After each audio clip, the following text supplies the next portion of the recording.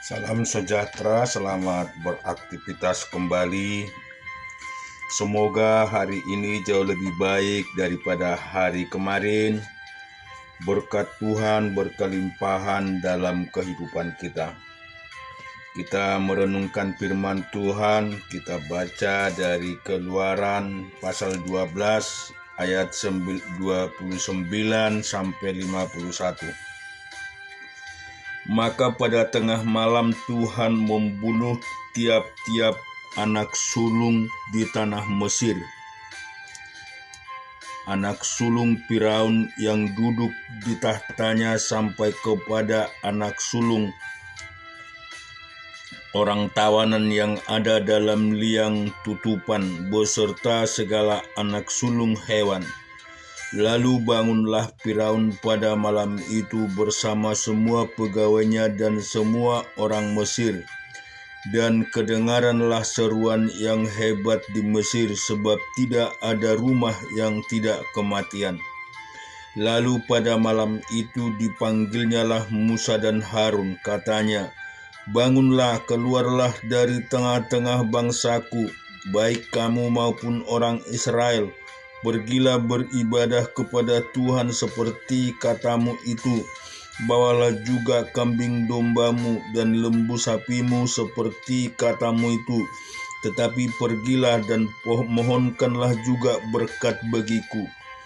Orang Mesir juga mendesak dengan keras kepada bangsa itu, menyuruh bangsa itu pergi dengan segera dari negeri itu, sebab kata mereka, "Nanti kami mati semua." Lalu bangsa itu mengangkat adonannya sebelum diragi, dengan tempat adonan mereka terbungkus dalam kainnya di atas bahunya.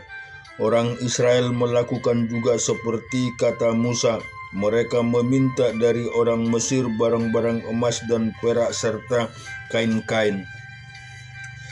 Dan Tuhan membuat orang Mesir bermurah hati terhadap bangsa itu, sehingga memenuhi permintaan mereka. Demikian mereka merampasi orang Mesir itu. Kemudian berangkatlah orang Israel dari Ramses ke Sukot. Kira-kira 600.000 orang laki-laki berjalan kaki, tidak termasuk anak-anak. Juga banyak orang dari berbagai-bagai bangsa turut dengan mereka, lagi sangat banyak ternak kambing domba dan lembu sapi. Adonan yang dibawa mereka dari Mesir dibakarlah menjadi roti bundar yang tidak beragi, sebab adonan itu tidak diragi karena mereka diusir dari Mesir dan tidak dapat berlambat-lambat, dan mereka tidak pula menyediakan bekal baginya. Lamanya orang Israel diam di Mesir adalah 430 tahun. Sesudah lewat 430 tahun, tepat pada hari itu juga keluarlah segala pasukan Tuhan dari tanah Mesir. Malam itu malam berjaga-jaga bagi Tuhan untuk membawa mereka keluar dari tanah Mesir, dan itulah juga malam berjaga-jaga bagi semua orang Israel turun-temurun.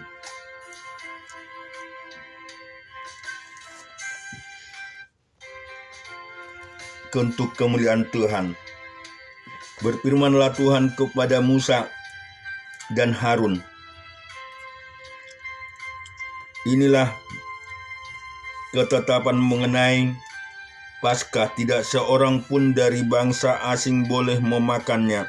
Seorang budak belian barulah boleh memakannya setelah engkau menyunat dia. Orang pendatang dan orang upahan tidak boleh memakannya. Paskah itu harus dimakan dalam satu rumah juga. Tidak boleh kau bawa sedikit pun dari daging itu keluar rumah. Satu tulang pun tidak boleh kamu patahkan. Segenap jemaat Israel haruslah merayakannya. Tetapi apabila seorang asing telah menetap padamu dan mau merayakan Paskah bagi Tuhan, maka setiap laki-laki yang bersama-sama dengan dia mewajibkan disunat, barulah ia boleh mendekat untuk merayakannya. Ia akan dianggap sebagai orang asli, tetapi tidak seorang pun yang tidak bersunat boleh memakannya. Satu hukum saja akan berlaku untuk orang asli dan untuk orang asing yang menetap di tengah-tengah kamu. Seluruh orang Israel berbuat demikian seperti yang diperintahkan Tuhan kepada Musa dan Harun. Demikianlah diperbuat mereka. Dan tepat pada hari itu juga Tuhan membawa orang Israel keluar dari tanah Mesir menurut pasukan mereka.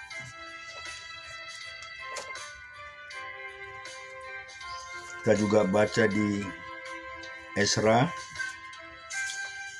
pasal yang ke-10 1-20.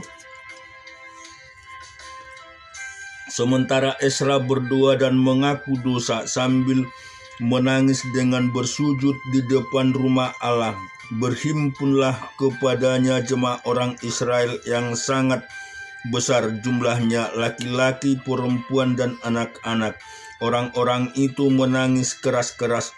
Maka berbicaralah Sehania bin Yehiel dari Bani Elam, katanya kepada Esra, kami telah melakukan perbuatan tidak setia terhadap Allah kita, oleh karena kami telah memperistri perempuan asing dari antara penduduk negeri. Namun demikian sekarang juga masih ada harapan bagi Israel. Marilah kita sekarang mengikat perjanjian dengan Allah kita, bahwa kita akan mengusir semua perempuan itu dengan anak-anak yang dilahirkan mereka, menurut nasihat Tuhan, dan orang yang gemetar karena perintah Allah kita. Dan biarlah orang bertindak menurut hukum Taurat. Bangkitlah, karena hal itu adalah tugasmu. Kami akan mendampingi engkau, kuatkanlah hatimu dan bertindaklah. Kemudian bangkitlah Esra dan menyuruh para pemuka, imam, dan orang-orang Lewi dan segenap orang Israel bersumpah bahwa mereka akan berbuat menurut perkataan itu. Maka bersumpahlah mereka.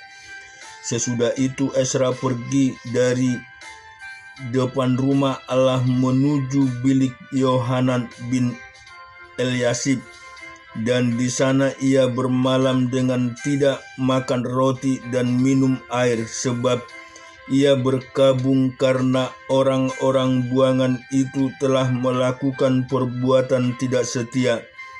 Lalu disiarkanlah pengumuman di Yehuda dan di Yerusalem kepada semua orang yang pulang dari pembuangan untuk berhimpun di Yerusalem. Barang siapa dalam 3 hari tidak datang, maka menurut keputusan para pemimpin dan tua-tua segala hartanya akan disita, dan ia akan dikucilkan dari jemaah yang pulang dari pembuangan. Lalu berhimpunlah semua orang laki-laki Yehuda dan Benyamin di Yerusalem dalam 3 hari itu, yakni dalam bulan ke-9 pada tanggal 20 bulan itu.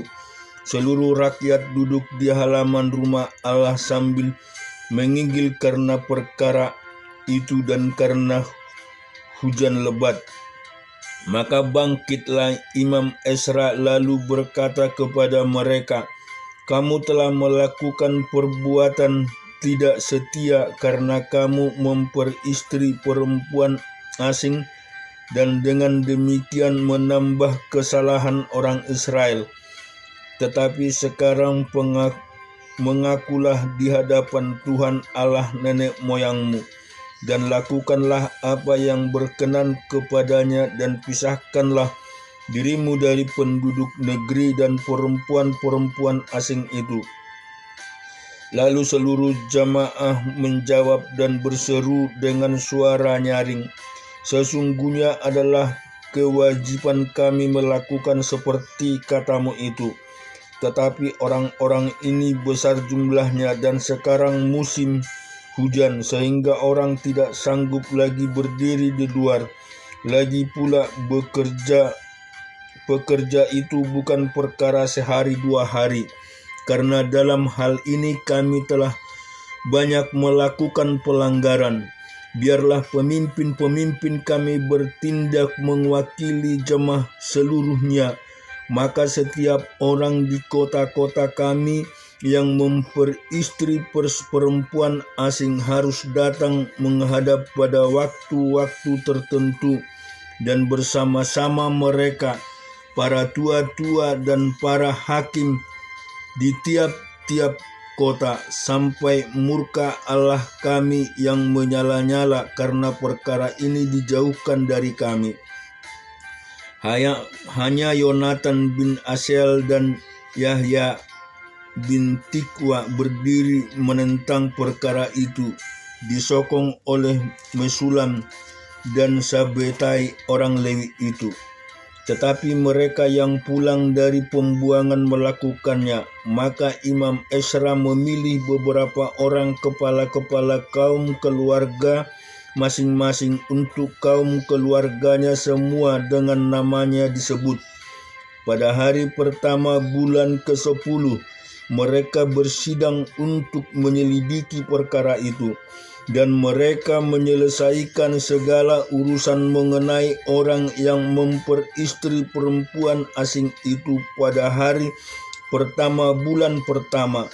Di antara kaum imam yang memperistri perempuan asing terdapat dari Bani Yesua bin Yoyadak dengan saudara-saudaranya Maaseya, Eliaser, Yarib, dan Gedalia.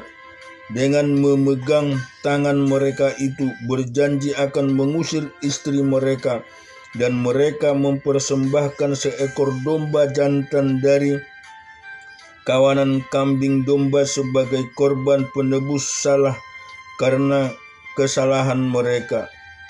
Dari Bani Immer, Hanani, dan Zebaza. Kita juga baca di Nehemia 7 ayat 21 sampai 55.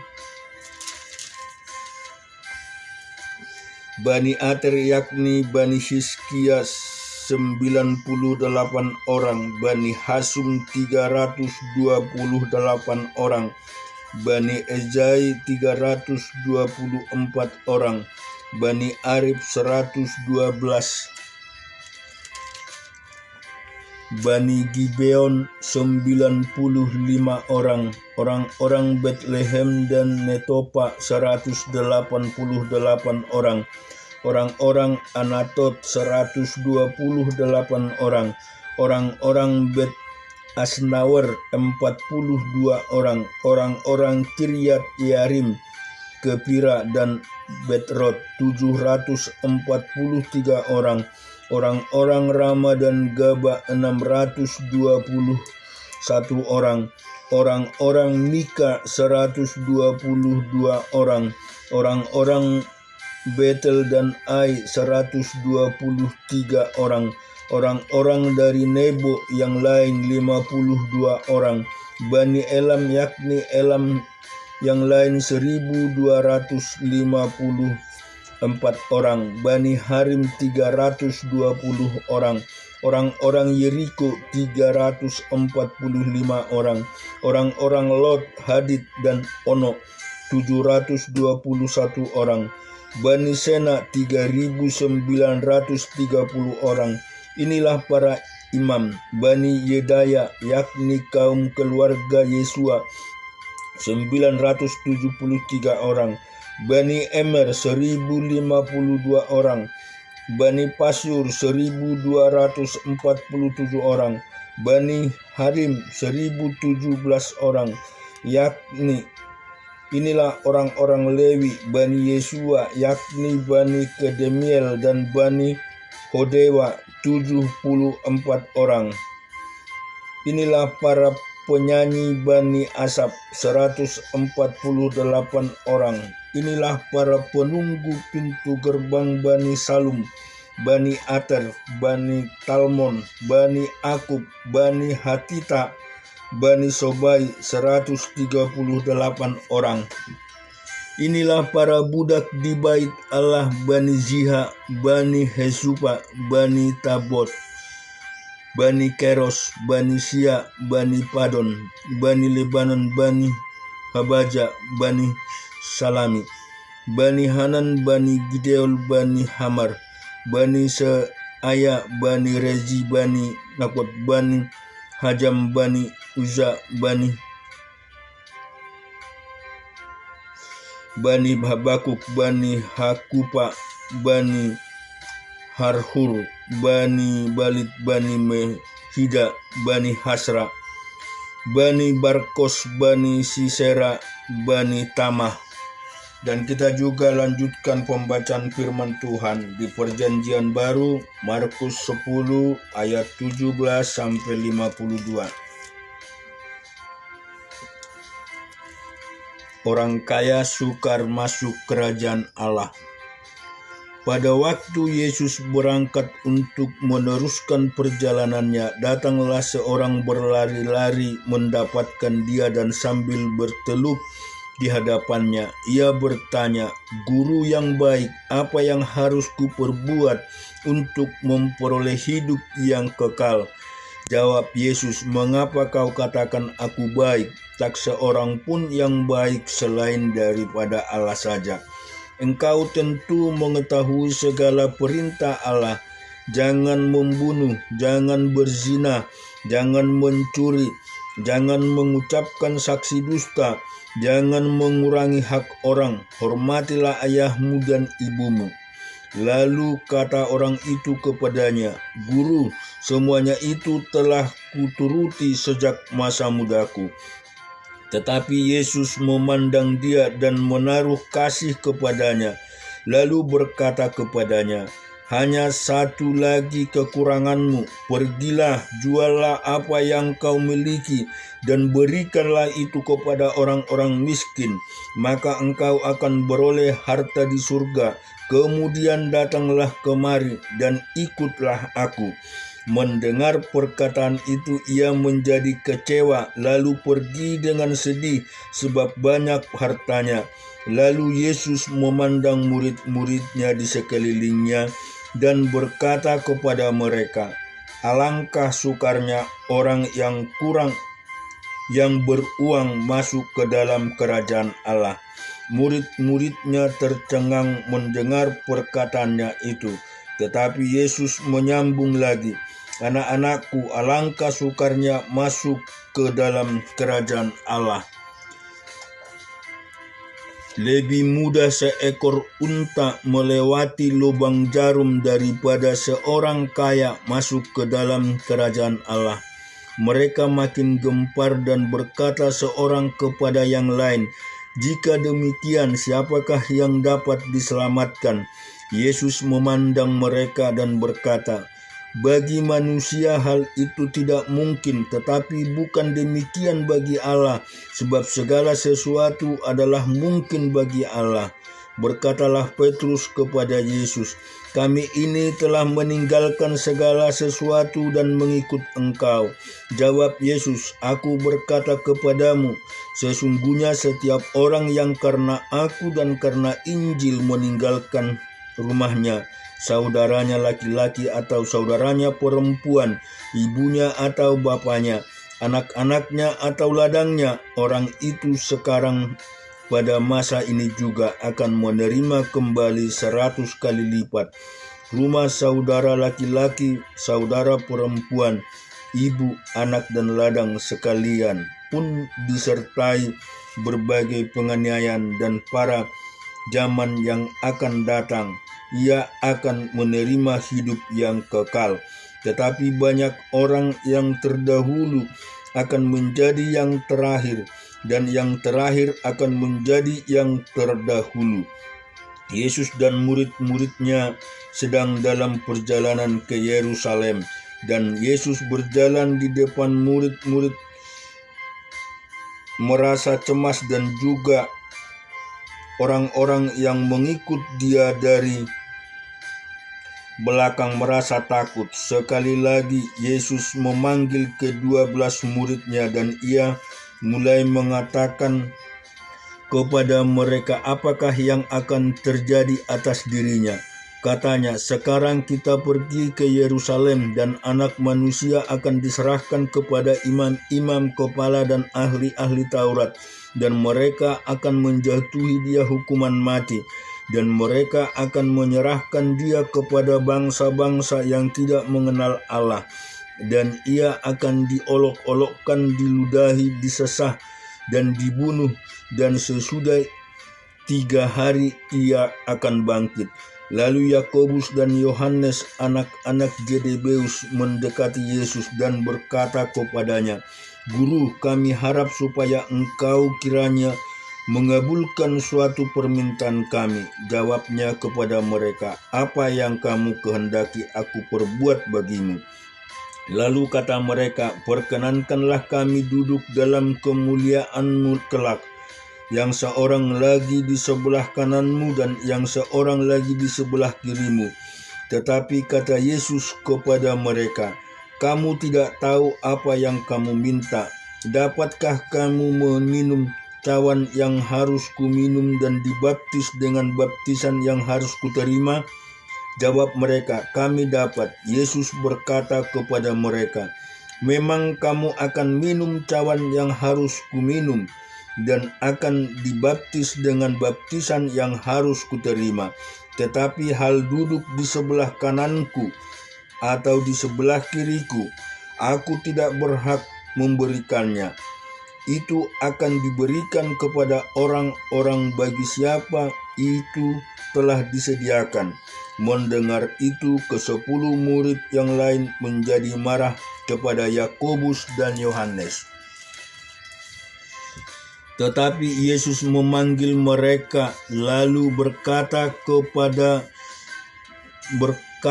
"Kamu tahu bahwa mereka yang disebut pemerintah bangsa-bangsa memerintah rakyatnya dengan tangan besi, dan pembesar-pembesarnya menjalankan kuasanya dengan keras atas mereka. Tidaklah demikian di antara kamu. Barang siapa ingin menjadi besar di antara kamu, hendaklah ia menjadi pelayanmu. Dan barang siapa ingin menjadi yang terkemuka di antara kamu, hendaklah ia menjadi hamba untuk semuanya. Karena Anak Manusia juga datang bukan untuk dilayani, melainkan untuk melayani, dan untuk memberikan nyawanya menjadi tebusan bagi banyak orang." Lalu tibalah Yesus dan murid-muridnya di Yeriko. Dan ketika Yesus keluar dari Yeriko bersama dengan murid-muridnya dan orang banyak yang berbondong-bondong, ada seorang pengemis yang buta bernama Bartimeus, anak Timeus, duduk di pinggir jalan. Ketika didengarnya bahwa itu adalah Yesus orang Nazaret, mulailah ia berseru, "Yesus anak Daud, kasihanilah aku." Banyak orang menegurnya supaya ia diam, namun semakin keras ia berseru, "Anak Daud, kasihanilah aku." Lalu Yesus berhenti dan berkata, "Panggillah dia." Mereka memanggil orang buta itu dan berkata kepadanya, "Kuatkan hatimu, berdirilah, ia memanggil engkau." Lalu ia menanggalkan jubahnya, ia segera berdiri dan pergi mendapatkan Yesus. Tanya Yesus kepadanya, "Apa yang kau kehendaki supaya aku perbuat bagimu?" Jawab orang buta itu, "Rabuni, supaya aku dapat melihat." Lalu kata Yesus kepadanya, "Pergilah, imanmu telah menyelamatkan engkau." Pada saat itu juga melihatlah ia, lalu ia mengikuti Yesus dalam perjalanannya. Amin. Tuhan memberkati kita semua.